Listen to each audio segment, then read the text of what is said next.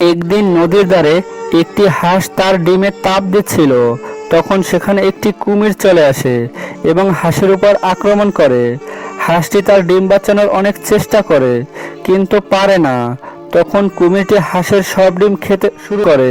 হাঁসটি বসে বসে ডিমের কথা ভাবতে থাকে এবং একটি ডিম ভুলক্রমে পানিতে পড়ে যায়।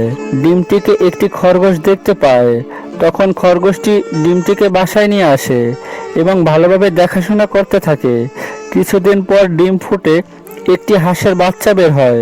তখন খরগোশটি হাঁসের বাচ্চাটার দেখাশোনা করতে শুরু করে। তারা একসাথে খাবার খায়, তারা একসাথে ঘোরাফেরা করে।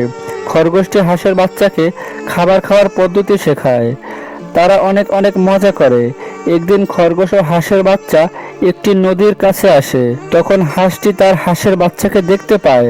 তখন দুজনেই খুব খুশি হয়। হাঁসটি তার বাচ্চাকে কাছে পেয়ে অনেক খুশি হয়। কিছুদিন পর খরগোশটি আরেকটি ডিম দেখতে পায়। তখন খরগোশটার পিছনেই ছিল একটি কুমির। সে খরগোশের উপর হামলা করে। খরগোশটি প্রাণভয়ে চিৎকার করতে থাকে, একসময় পালাতে শুরু করে।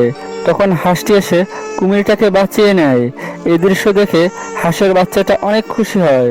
তখন খরগোশটি হাঁসের বাচ্চাকে জড়িয়ে ধরে।